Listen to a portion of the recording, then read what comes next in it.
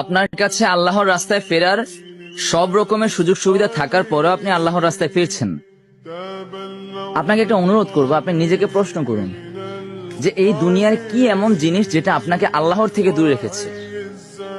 এই দুনিয়ার কি এমন জিনিস যেটা আপনাকে আল্লাহর কাছে যেতে দিচ্ছে না? এই দুনিয়ার কি এমন জিনিস যেটা আল্লাহর থেকেও বেশি আপনার কাছে প্রয়োজনীয়? আপনি যদি মনে করেন যে আল্লাহর পথে থাকা ছাড়া আপনি সফল হতে পারবেন, তাহলে আপনি সব থেকে বেশি ভুল ধারণার মধ্যে আছেন। এই পৃথিবীতে আল্লাহ ছাড়া আপনার আপন বলতে কেউ কোনোদিন ছিল না, কেউ কোনোদিন এই পৃথিবীতে আসবেও না। তাহলে আপনি আল্লাহর রাস্তায় না থেকে আল্লাহর রাস্তার বাইরে প্রত্যেকটা রাস্তা আপনার কাছে পছন্দ হয় কেন?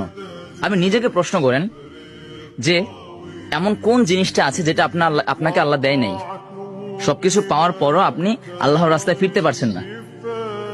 এর থেকে বড় বোকামি আর কি হতে পারে? আল্লাহ পাক রব্বুল আলামিন আমাদেরকে ওনার রাস্তায় ফেরার তৌফিক দান করুক।